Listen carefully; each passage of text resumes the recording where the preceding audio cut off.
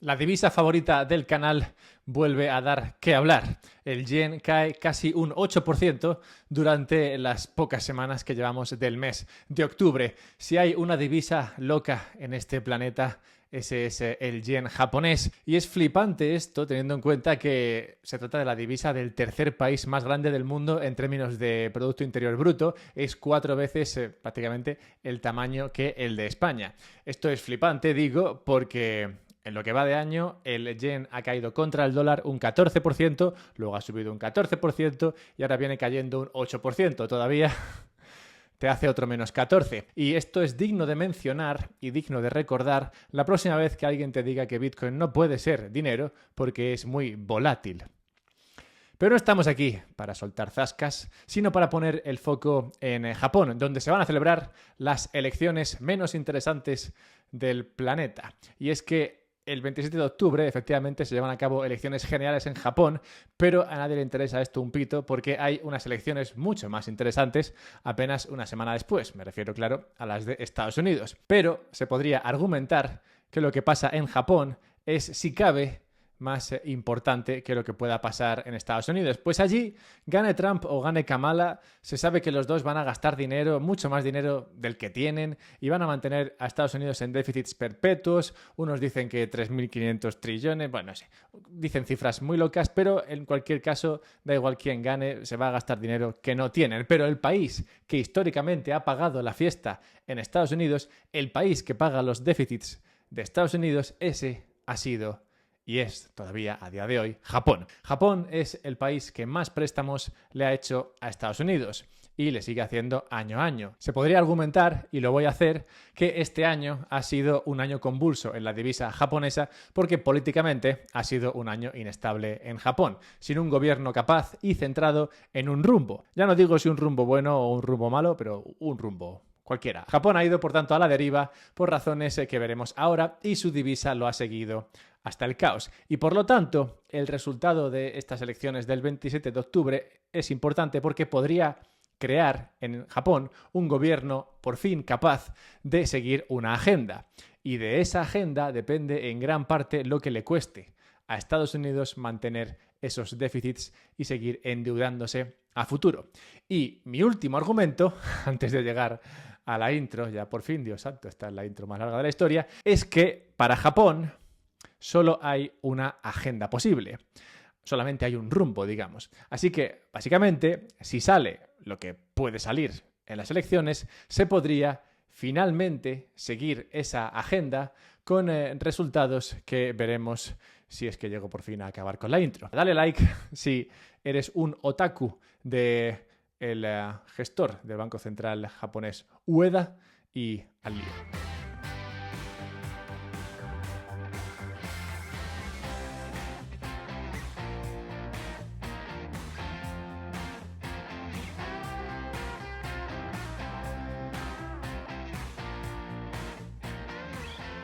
A principios de año, Russell Napier daba una conferencia en la que abordaba la delicada situación de Japón. En ella explicaba que Japón debe más dinero que el Barça y que jamás en la historia se había dado esta situación, la de que un país siguiera funcionando y más que adecuadamente, estando profundamente en quiebra técnica al mismo tiempo. El mismo misterio aplica también al Barça. Al tratar la cuestión de la deuda, comparte el menú de opciones posibles para salir de debajo de una montaña de deuda. Varias alternativas que históricamente se han probado y que han funcionado cada una en su medida. Compartía las siguientes. Primero, la austeridad, que, bueno, básicamente implicaría recortar algo dentro de nuestro estado de bienestar, pero ¿qué hay recortable dentro del estado de bienestar?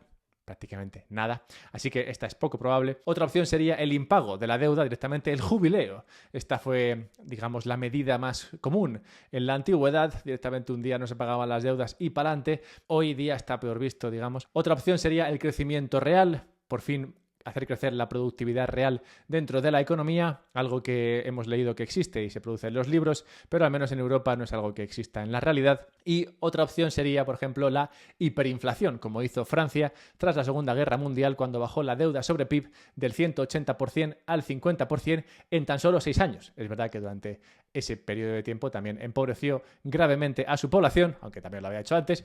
Y la última opción dentro de este libro de recetas sería la represión. Implicaría un sistema de inflación o una coyuntura inflacionaria en la que esta tasa de inflación estuviese por encima del interés que pagan los bonos del Estado. Y esta medida o esta receta es la que siguieron en la gran mayoría de países tras la Segunda Guerra Mundial, principalmente Estados Unidos y Reino Unido, que consiguieron en el transcurso de unas pocas décadas, 2 o 3 décadas, bajar la deuda sobre PIB del 250% al 50%. Entre todas estas medidas posibles para escapar de la deuda, la más popular es sin duda la última.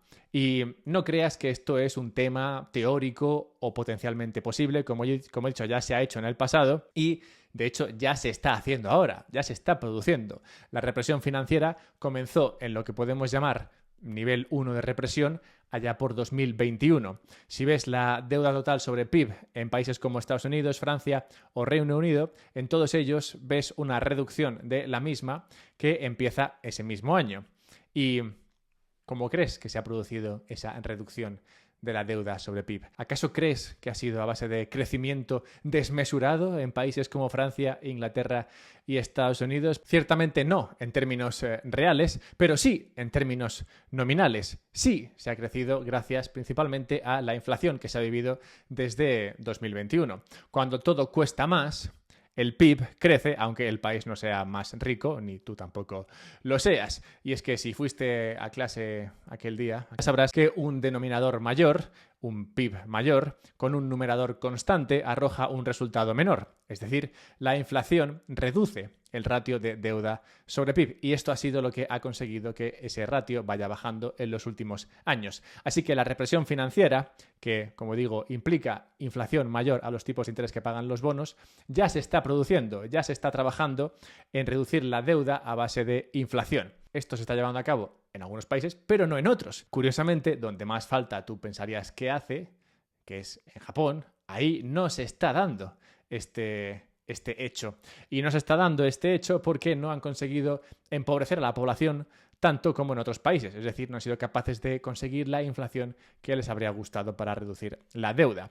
Para lograr esto en Japón necesitarían forzar la máquina. Digamos que necesitarían, como dice Russell Napier, llevar la represión financiera al nivel 2. Pero esto, claro, requiere de un gobierno fuerte respaldado por la población.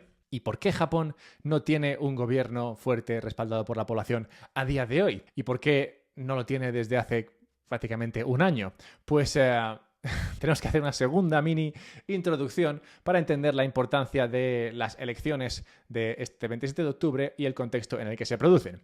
Y para ello tenemos que irnos al año 23, diciembre de ese año, momento en el que se destapaba que dos de las facciones más influyentes del Partido Liberal Democrático, que ha ocupado el poder casi ininterrumpidamente desde su fundación en 1955, habían sido acusadas de no declarar correctamente sus ingresos y gastos y, en algunos casos, de desviar presuntamente fondos políticos a legisladores a modo de soborno.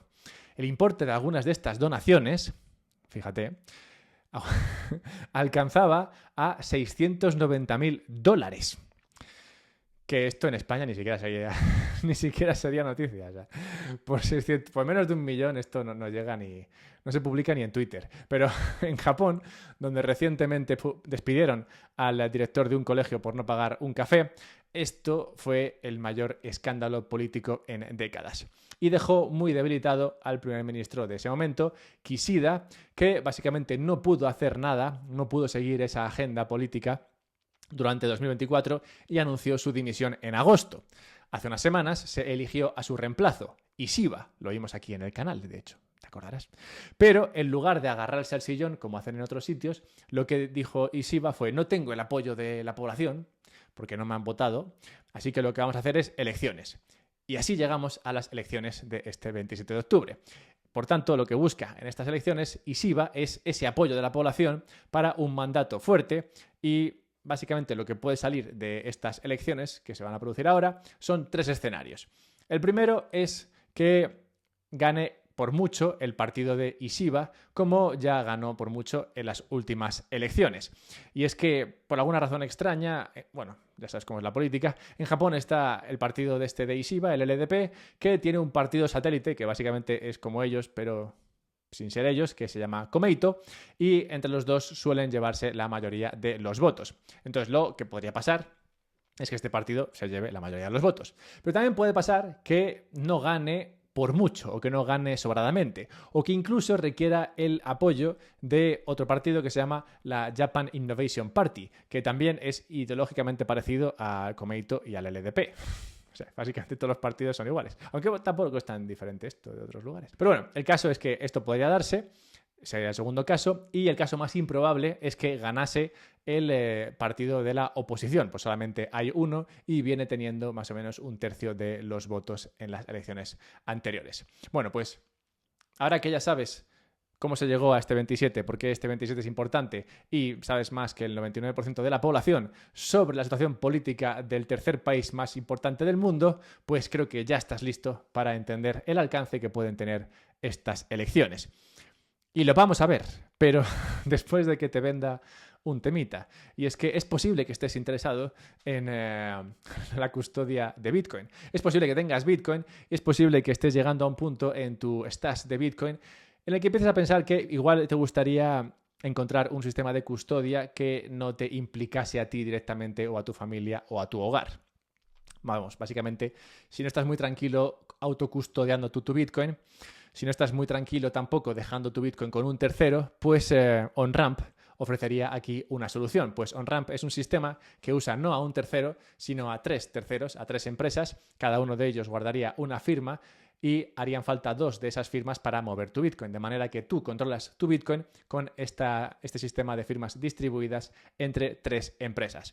Es un sistema muy profesional, muy limpio, te permite externalizar la custodia manteniendo el control y sin tener que depender de un tercero, que depender siempre de un solo tercero es bastante arriesgado. Así que me gusta OnRamp por este servicio. Además no hace estudios de procedencia del Bitcoin ni nada de eso. Y además te da $250 por darte de alta. Así que míratelo, mírate el código de UPSB para usar este servicio y nada, échale un vistazo si te interesa. El resultado más probable en estas elecciones, como digo, es que Ishiba, el que ahora mismo sería presidente interino, gane con suficiente apoyo. Y esto dejaría un gobierno listo, preparado, firme, para hacer lo que tiene que hacer, que es, como dicen en Estados Unidos, montar 2 caballos con un solo culo.